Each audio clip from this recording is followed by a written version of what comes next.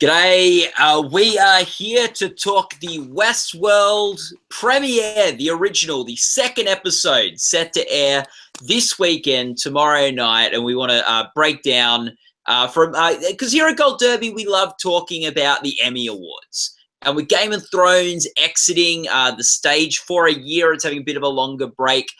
There's really a vacuum in those drama categories. And Westworld, I think HBO would like to think is going to come in and take over Game of Thrones dominance at the Emmys. And we're going to talk about that today, whether we think it will.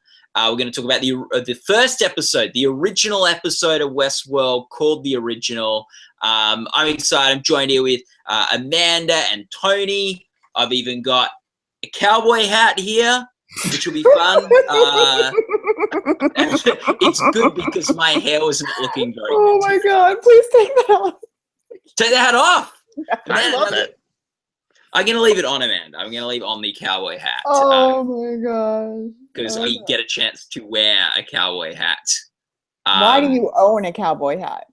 I got it when I was people watching our Westworld recap are probably not interested in the story of how I got a cowboy hat. I got it in Vegas when I was going down to the Grand Canyon. I wanted to. But anyway, I love it. Amanda, Appropriate.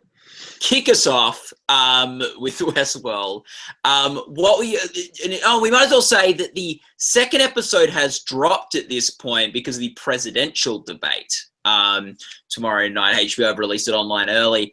I've not seen it. Tony's not seen it. Amanda has seen it. So, Amanda, if you could just avoid spoilers for the second episode, what were your thoughts? Yeah, what was your thoughts on the Westworld premiere? I thought it was clever, really well done, because up until James Marsden's character, spoiler alert if you haven't seen it, got shot, I didn't know if he was a robot or a human. I think for the actors who are playing the robots, it's such a showcase because Evan Rachel Wood, for example, when they brought her back, went from completely panicked and crazed to calm and very still in like 10 seconds, which is showing you how much in control she is in. And then you have Anthony Hopkins in a TV series, so that in and of itself is interesting. And he's not in a lot of the first episode, but I think we now have a front runner for Best Actor. And I know everyone's going to say screen time, he's a supporting, but you could have said the same thing about Silence of the Lambs. It's more about the impact and what he does with what he's given. Tony, what do you think? I liked it. I didn't love the premiere.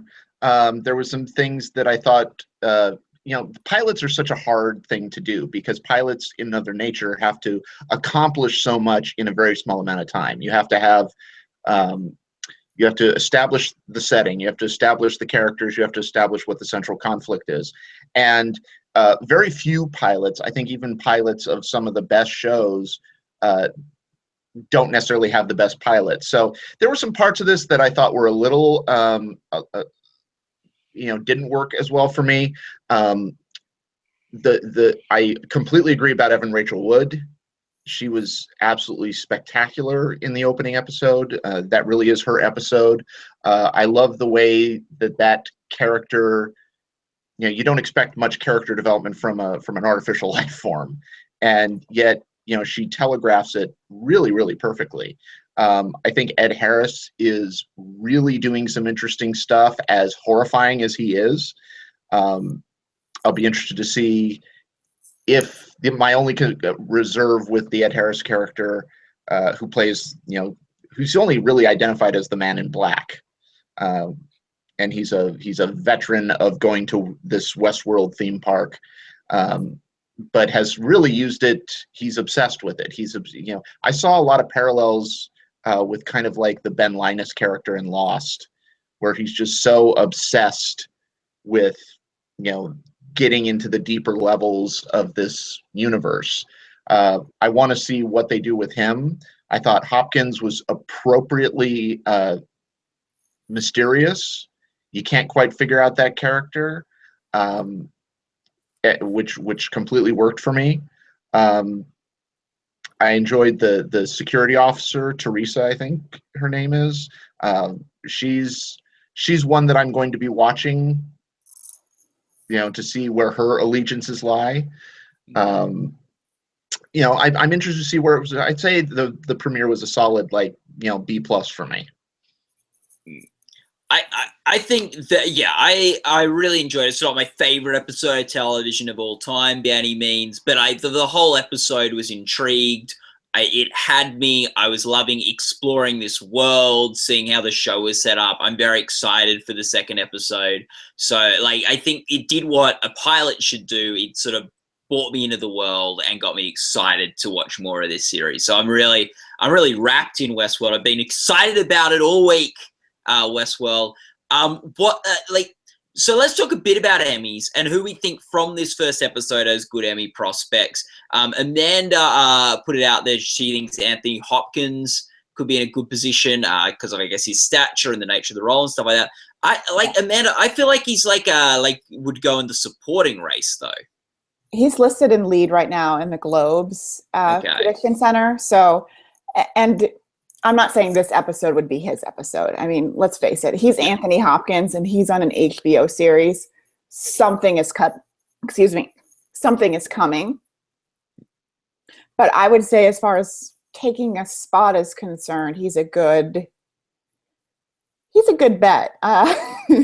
Thinking ahead, I'm already thinking about, Game of Thrones isn't in there, and they don't have a lead actor. But looking ahead at the series who haven't aired, we've seen what Mr. Robot's got. The other shows, this is the announcement. You need to raise your game because HBO is not out. And they, with a lot of well-known actors, could really come in here and start charging a lot of these categories. The person I think, other than Evan Rachel Wood, who really stood out for me was the actor who played her father, Louis Hertham. Now, I don't know how many episodes he appears in. If he's only in one or two or just this one, I don't know. He would be a good guest actor. But this probably, without seeing anything out, with just seeing two of them so far, I would say it's probably going to be the one they submit for writing and directing. It's written by Jonathan Nolan and Lisa J. Nolan. Jonathan Nolan's a past Oscar nominee with his brother for Memento for writing. So he has the name recognition. And we know there's 2 open spots in directing and an open spot in writing. And they can only submit one for writing because I believe those 2 write all of them, from what I can tell online. If we want to move off acting for a second, I really think this is your strong front runner to win Best Directing at the Emmys this year. Pilots do very well in the directing races. It's sort of a name of significance that directed the episode, Jonathan Nolan. It's a very directory episode. It's big, it's epic, it's grand. HBO does very well in this category, whether it be Boardwalk Empire, Game of Thrones. So I think this is in some ways, I think, the beginning of the Emmy and for solid front runner in a race at the moment from material we've already seen. And then below the line, we know it's going to do well. It's going to get cinematography nominations. It's probably going to get editing. But then we're going to see makeup, production design, costume design. This is not a show that's just going to do well with just the actors. Yeah, visual effects. Yeah. All of those categories. It's going to do very well. And I thought it was so clever using that Paint It Black song in this kind of Western. Oh, yeah, that was great. Interpreted that. The use of music in this episode was fantastic. The use of there's some of the, we were like, I was sitting there watching it with friends and we were like, is that song? That is that song. Mm-hmm. It was very, very, it was just really original, I thought, the way that they used that. And the credits, it could get nominated for the opening credits. It could get original music. We could see this take Game of Thrones spot with 22, 24 nominations, depending on how much love it gets. Yeah, and like it's probably worth saying the first episode, it's done well. I don't think the reviews were like the best reviews in the universe of any show, and it is like a year away. We're about a year away from the Emmys, or about like 8-10 months before it starts really heating up and getting serious. So the show's going to need to keep up quality. It's going to need to keep up buzz and stuff, so it's not forgotten. We'd hate to see a repeat of Vinyl, which got renewed by HBO after its first or second episode, and then ended up getting cancelled a year later. But to be fair, if you remember with Game of Thrones, it didn't have the greatest pilot, but the second episode was really, really good. That was the one that kind of got it going. So that's something to keep in mind. That I agree with Tony. Pilots sometimes aren't always the best thing. With Lewis Hertham is going to be is listed as being in 5 episodes. Okay. We'll see. So we'll see what happens with that whole 50%. Yeah. After the whole. He might not. I mean, that's on IMDb, so. Right. Right. Yeah. Is this a 10-episode season? Yeah. Okay. Yes. No, but I completely agree about a lot of the below the lines. I think the pilot was extremely well directed, and it benefits from the fact, not just in directing, but also with the music and the visual effects and the costumes and the production design. It benefits from the fact that it goes back and forth between quote unquote time periods, that you get that Western element where you get to have all those great sets and costumes, and then you go into this futuristic environment, which is very sterile and very very kind of claustrophobic in a certain sense. And I think also those wonderful scenes where they go below, where it's just those rows of the hosts standing in the nude, and I thought that was very, very creepy and effective. So I think technically this show has a lot of good chances to build momentum with the guilds, because it hits all of those spots. And what we have to see is if narratively it holds up over the course of the season. We always talk about the acting performances. If you're playing like a split personality or multiple characters, like Tatiana Maslany, that gives you like a big advantage, and it's something really showy. And I guess the sort of director equivalent of that is like what we see in Westworld, where it's sort of like almost like you could argue he's directing 2 shows. There's the Western show and there's the sci-fi show. So yeah, it's I think gonna really help it in that area too. Let's talk a bit about the actors. I've read some comments that Evan Rachel Wood is now the front runner for lead actress in a drama. Amanda, you're shaking your head. What do you think about what do you think about Evan Rachel Wood's prospects in this? I would imagine lead actor race is what she'll be competing in. Lead actress. I think we're going to have to see how she does. If she scores a Globe nomination, then yeah, I think they'll keep her lead. But I think if she doesn't pick up a nomination in the lead category, either at the critics or the Globes, or I don't think she'll get a SAG nomination this year. They never nominate first-year shows. That I could see her maybe dropping to supporting just to play her odds, but she's the lead of this episode. Yeah. And who's going to be, whose spot is she going to take? Unless, because now that the Americans are in, Kerry Russell's probably not going anywhere. Unless Viola Davis or Taraji Henson drop off. Who knows who she would have to supplant to get in. Yeah. Taraji P. Henson could drop off. There has not been much love for Empire in the Academy. But if again, we're basing this solely on just one episode. Yes. But it is a really fantastic episode. I mean, if you want to talk, the big, aspects of winning Emmys, range, sympathy, impact, she's got the range. she's almost unrecognizable in the two performances, which is just, it's shocking how quickly, and even in that one scene where she's being interrogated as a robot, she's very, emotive and panicking, and then they give that one command and they kind of disengages her emotions and she goes right to robot, very monotone, but still kind of haunting. She's able to infuse these bits of mystery even in a quote unquote emotionless performance. I thought she was dynamite. I was really, really impressed. I think we're a long way off of being the front runner to win this award, given the heavy hitters we have in that category, considering we've still got, she hasn't been nominated for anything yet, as no one this year.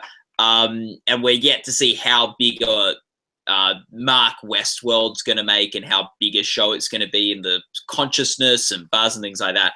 But she has all the ingredients here of a winning performance for mine. She's a strong female lead so far.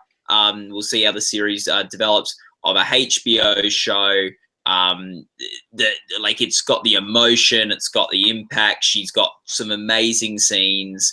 I think she's got everything she needs to win the award. It'll just depend how the calendar year plays out and what competition arises and who else is going to be in the race and the hunt. And does Robin Wright have an amazing year for House of Cards? Does she have a year where she doesn't do as we'll have to see how the competitors go. But I think they're first out of the gate, so it's interesting. Yeah, I think she set a good bar for the other competitors to have to clear. And just to say one thing about Emmy winners, we saw Kira Sedgwick win and then not be able to come back. So even someone like Tatiana Maslany, and yes, it's their last season, we don't know. Something else could come along and we all just go, oh my God. So I think there's some really early. I think there's some fluidity in that race, especially as you've got quite a few competitors in the lead actress race, which their shows don't even get nominated for much else at the Emmys. That's their shows, sometimes Soul or one of only one or two nominations, where it's How to Get Away with Murder or Empire or. Well, I think depending on Viola Davis's year, she probably is going to stay in. Yeah. I'd agree with that. I think because we all know what she's got coming up this year. So yes. The other thing that benefits Evan Rachel Wood is the fact that it is a first year show. We often see a lot of times actresses on first year shows, if they manage to make an impact, get nominated. Now whether or not they come back or even win is up for debate. Look at Vera Farmiga, who should have at least 2 Emmys right now, in my opinion. But she does have the fact that she's on HBO, the fact that it's, kind of seen as a prestige show. She's made a good first step towards getting in there. And I'm really interested to see how that character develops. And she's on Emmy's radar. She was nominated in the past for Mildred Pierce, so it's not like she's completely unknown to them. So a lot of these people, the same thing with Ed Harris and with Anthony Hopkins, they're on the Emmys radar. They're not. This isn't their first time to the party. Yeah, and Anthony Hopkins has 2 Emmys already. So Ed Harris has been overlooked. He's been nominated in the past. So these aren't people who've never been in TV where we don't know what they think about them. Right. They like them enough to nominate them. And if I'm going to say, with Evan Rachel Wood, as much as I love the concept and the world and the direction and all of that of the Westworld pilot, I think I would not be as into the show if you didn't have her performance sort of grounding it. She really, she was sort of brought me into made me invested in the Westworld world. I was really interested in what her character was doing, and when the stuff was hard for her, she was really I think an emotional connection to this amazing concept. And I think without that performance, the show would not have, for me, been one I enjoyed anywhere near as much. For me, what I'm interested in is how many people are they going to submit in each category? Are they submitting one person in lead actor and one person in lead actress, or are they going to put two in there? Because if they don't, and they just have Evan Rachel Wood and Anthony Hopkins as the leads, which I'm fine with, then just rambling off some names for supporting actor, you have James Marsden, Ed Harris, Jeffrey Wright. Those are three pretty decent names right there. And we've learned at the last Emmys in a plurality vote, the more people you have in there, unless one really stands out above the others, it's very hard to win. Yeah, so it's going to be interesting to see. No one at the Emmys this past year caused an upset if they were competing against a co-star. And a lot of front runners lost that were competing against co-stars. Some front runners won that were competing against co-stars. So like, if especially in the mini-series races, you had so it's not impossible to win if you're against a co-star, but you better be out front in the race. You better be the one that everyone's thinking about, because I think when you look at like supporting actress in a comedy, if people weren't voting for Allison Janney and they didn't go with Veep, we don't know if Gabby Hoffman and Judith Light canceled each other out, and that's what helped Kate McKinnon. Yeah, I agree. So that's. But there's no way HBO is not going to submit James Marsden, Jeffrey Wright, and Ed Harris. These are three big enough names where that you can sometimes, with they're unknown entities, we might just submit, like with Game of Thrones, sometimes they only submit 3 or 4 in categories. You could not get away with not submitting those three guys who all give good performances. Who do we think of those three guys has the most potential moving forward in the series and becoming that sort of primary supporting actor contender from the show? Or is there someone else? If there's someone else, that's fine as well. The one that I'm kind of looking forward to the most is Thandie Newton. I think she, from what I've heard, she has some really stellar stuff coming up. She was just kind of, a side character in the pilot, but she's also one that I would think could very well get into supporting actress, where there's going to be a lot of space, because you don't have the Game of Thrones actresses, you don't have Maggie Smith, so that's 4 open slots. And just looking down the list, she might be in the best position of all the actors, because we didn't mention Luke Hemsworth. He's another potential supporting actor.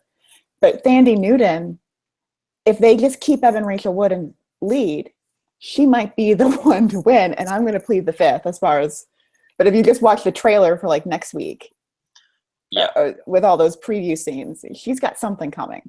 Yeah. Well, you got with Thandie Newton, I guess that she has no competition. She's a respected actress. She gives in the pilot she was good, but obviously that isn't going to be her episode. She's going to get better stuff as the season progresses. If Westworld is a really big, really takes off and is a show we're still talking about in sort of 8-12 months time as one of the Emmy frontrunners, she'll get in for Best Supporting Actress and then she'll have a real chance of winning. On the male side of things, if in 8 months Westworld's still a big thing, we're all talking about, it's a big Emmy player, we still won't be sure maybe which of those men are going to end up being able to compete for the win. So at least we know, unless they move Evan Rachel Wood down, that Thandie Newton is very likely going to be in that race and in that discussion. And it is possible with Ed Harris, they might move him up to lead, because we don't know. To be honest, To be honest, from the pilot, if you were to tell me if I didn't know anything about who was submitting what for Globes and things like that, I would always think your James Marsden could be your lead male for that show. It's sort of like him and Evan Rachel Wood are your romantic sort of leads there, and then you've got sort of more Hopkins, Harrison, Wright as the sort of supporting guys. So yeah, that's possible too. I think Jeffrey Wright's not going to be in the lead category. I feel like we can he's the one we can know for sure. And they'll see how things play out with the Globes. Like if Hopkins wins lead actor at the Globes or something for Westworld, that's going to definitely change the how they're looking at the Emmys. Though if he's snubbed across the board, they might change things up. He's going to get nominated. Come on. I mean, we're talking about the Golden Globes here, people. I mean, they gave Jon Voight Best Supporting Actor in Television for the final season of Breaking Bad. The one time they nominated Aaron Paul. I'll stop, but if they can get one person in each of those supporting categories, forget the leads, the crapshoot, which is a supporting actor and actress race at the Globes, if they can get Thandie Newton and one of those two, one person in supporting actor, that will tell you how strong the show is. Which of those three men, Jeffrey, Ed, and Marsden, which of those three do we think has the most potential moving forward in the show? That could be the character that sort of pops or becomes more like the focus of sort of awards discussion and stuff like that. I'm thinking Ed Harris, simply because he's the bad guy, and he's the nameless man in black. I mean, in the original Westworld adaptation, he was played by Yul Brynner. Who was I gotta see this movie now.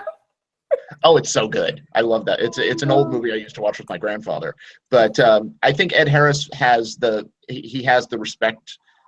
respectability in Hollywood, and he's playing the big bad, or at least what it seems to be, based on the first episode. He gets these menacing speeches that he gets to give, and we know the Emmys love a speech. Yeah. They used to. Yeah. Yeah, I agree. Ed Harris is the one that when he was on screen, I couldn't look away. Was riveted in, he was the one that demands your attention almost of those male performances. And is Ed Harris too, who's iconic and a veteran in his own right.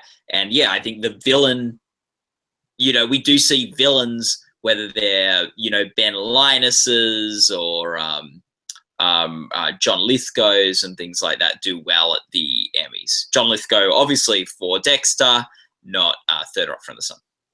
And who also did very well at the Emmys. Who was put in the guest category. So that's one of the reasons why they have to change the rules.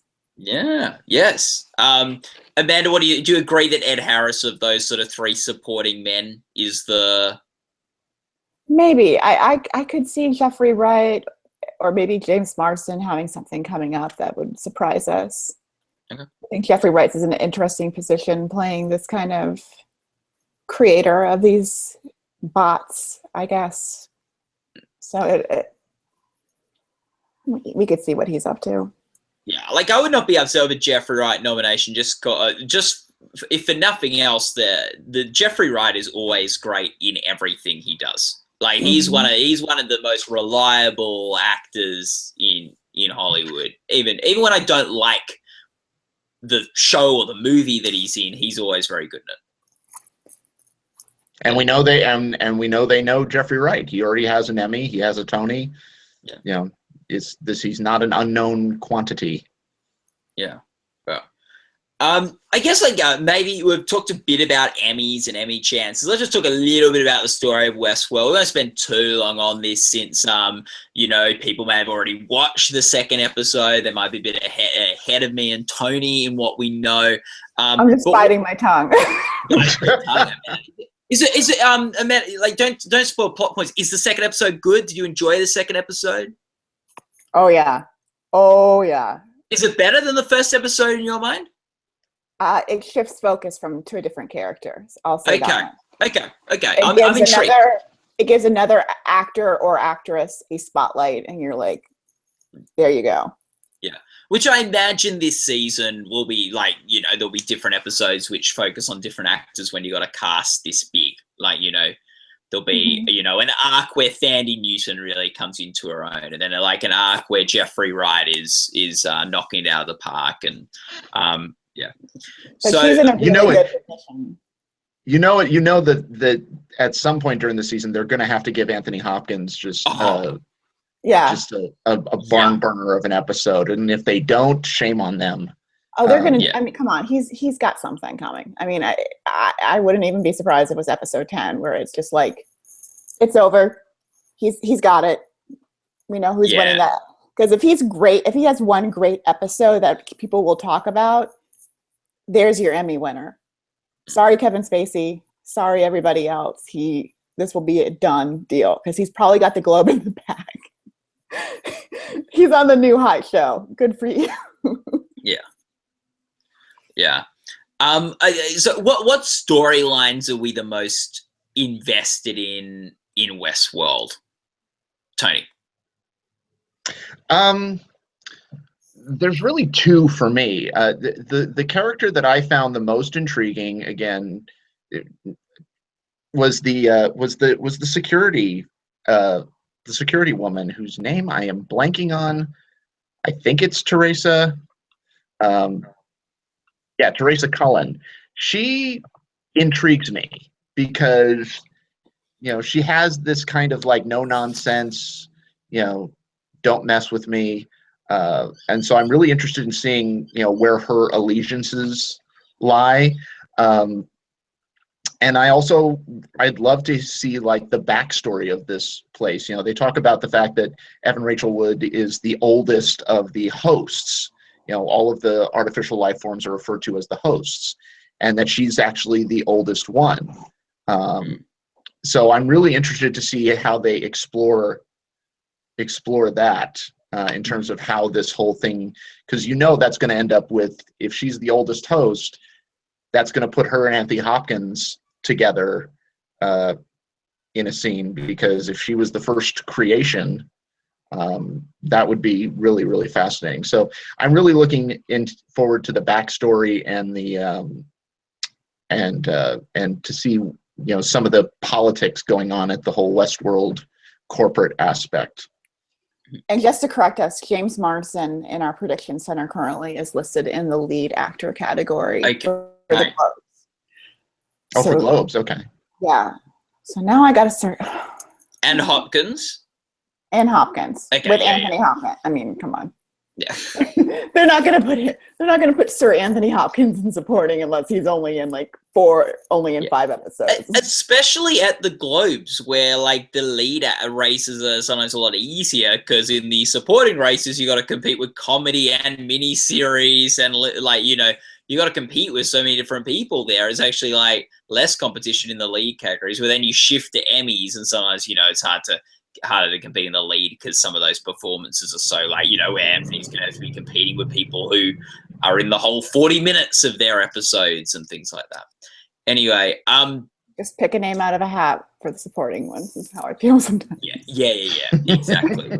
So, although I would guess Ed Harris might pop into that supporting race for the Globes. So that leaves him down to 3: Luke Hemsworth, Jeffrey Wright, and then Ed Harris.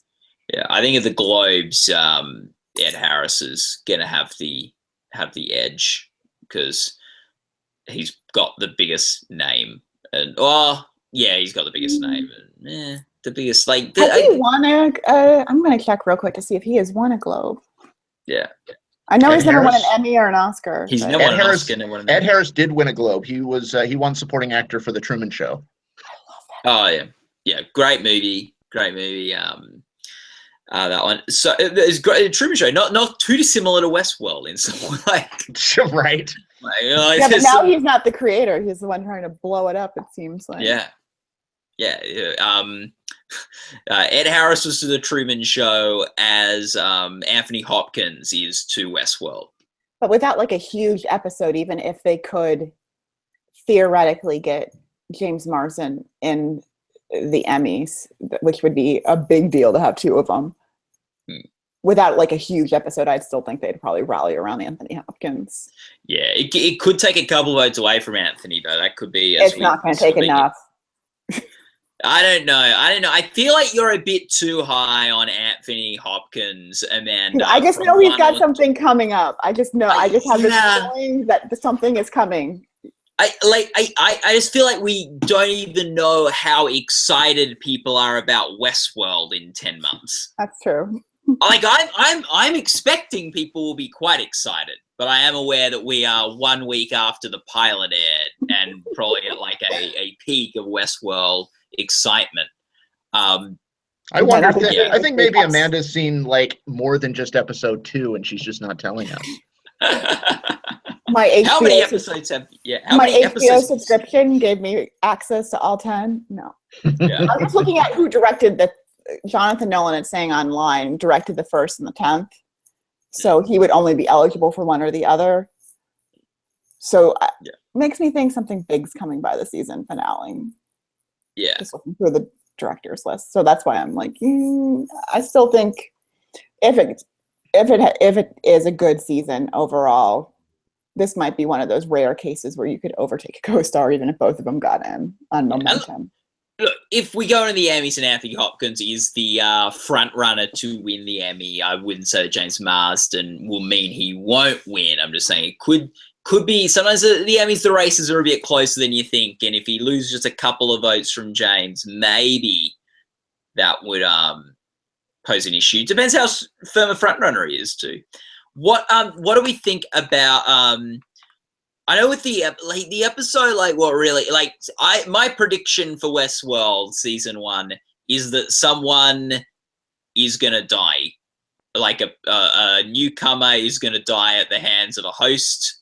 And is that what they're called? Newcomers. Yes. Yeah. The newcomers are the guests, and the hosts are the robots. Yeah. So a robot is gonna kill a person, I would imagine, because that's good drama. That's. Well, and we got a hint of that, the fact that, and I thought that last scene of the pilot was it's amazing how such a small thing can actually be that shocking, because they built up the whole thing about Evan Rachel Wood's character not being able to, they ask her repeatedly, would you ever harm it? No, I wouldn't harm anything. Like he hits that fly. Yeah. And you see the fly being a recurring kind of thing in the episode, and just last shot, bam, she kills a fly, and a seemingly meaningless gesture that actually has so much meaning in the way that the show structured it. So it could be her, or maybe, it leads to other hosts having other glitches. Yeah. Evan Rachel Wood killing someone would be pretty interesting to see where that went. That would be pretty I would like the first target to be that writer guy. I found him obnoxious. Which the guy that created that creates all the narratives. And that guy, yeah. He was a little too over the top for me. I was like, okay, bring it down. Stop playing to the rafters. It's like, we get it. You're creative. We know. Was he the guy that he was like, there's a story what the corporate overlords want aren't what the same thing we want or something, right? And then she's like, oh, what do they? Yeah, good thought. What do they want? And he's like, I don't know what they're interested. I don't know. She's like, and she just shut him down so fast. It was beautiful. Yeah. And then right before he gave that he gave that one character some huge speech, and then that newcomer shot him in the head before that character could give it, and he's so upset. You're gonna love this speech. It's the best speech I've ever written. Oh well, maybe next time. That was great. That was great. I think. Yeah, I don't know if this guy's intentionally sort of the comic relief of the show, but I'm finding him quite amusing. This writer of I found him a little irritating, but I'm willing to give him a shot. Yeah. Yeah, so that's good. We got what do we have any predictions, like especially Tony who hasn't seen episode 2, like what is the deal with Ed Harris? What's his MO? He's looking for something, and he knows that there is something to be found. We saw that with the scalping scene, that he found some sort of design.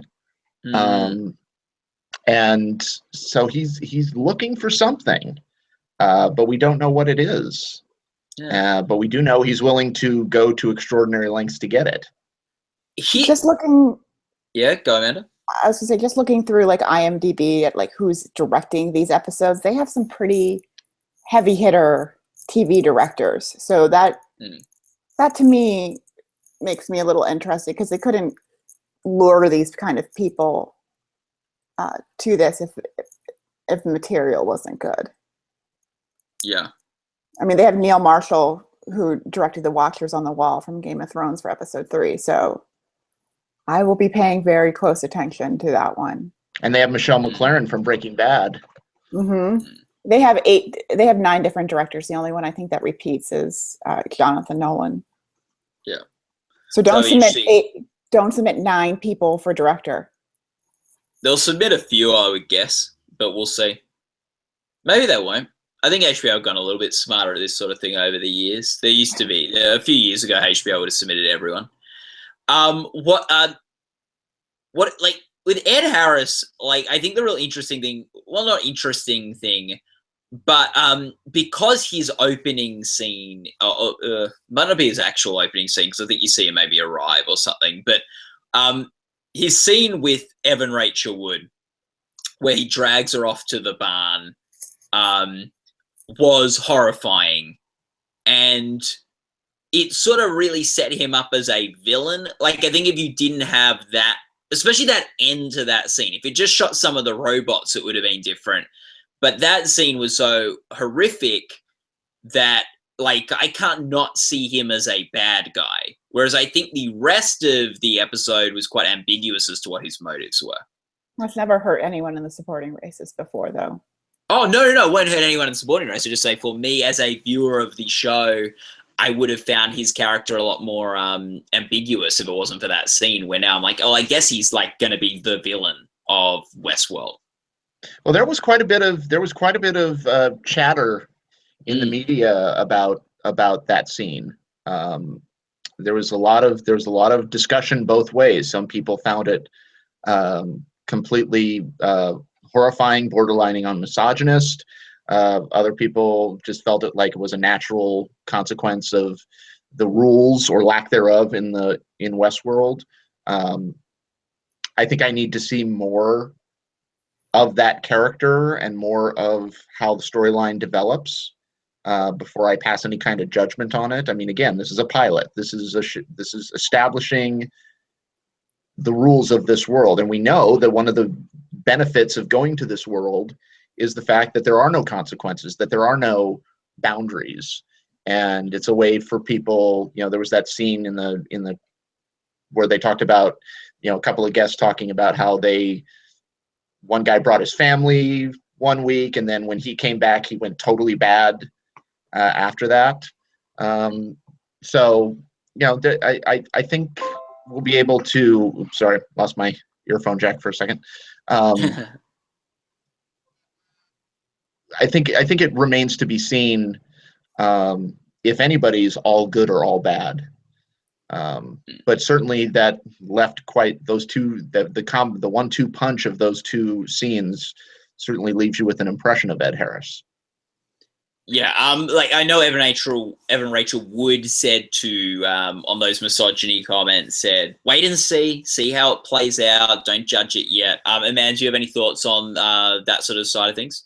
Yeah, the jury's still out for me. We don't know if it's just a ruse he's just doing this to, you know, make it seem one way and then he pivots another. So he scalped a guy too. So let's. Yeah. Oh, it'll be interesting to see going forward what's going on with him. This is the character I'm most interested to see why keeps on coming back. He must be a really rich guy to be able to go to this theme park like every day. Like he's there every day. Must be like $40,000 a day. Yeah, Ed Harris is the 1%. Yeah. Guys, I think I'm gonna go in like 2 minutes. So That was really fun talking Westworld with you guys. That was really cool. Well, we might have other Gold Derby contributors and editors and stuff joining us for other episodes. We might have you guys again. Like we'll sort of each week have a time picked, and who the people who can make it those times will have come in that time to talk about Westworld. It's an exciting show. I mean, Amanda knows what's to come. Me and Tony will probably get off this and seen start one more watching it. episode. Thank you guys. Yeah. No one can be ahead of us. No. So anyway, thanks for watching, guys, and you can continue the discussion about Westworld in the Gold Derby forums at goldderby.com, where people are chatting about it. I think there are a lot of comments about how there are no raves yet for Westworld. I think is what I was reading in the forums the other day. After one episode. The one episode, no raves. Critics are out. So I think all the reviews have been very good, though.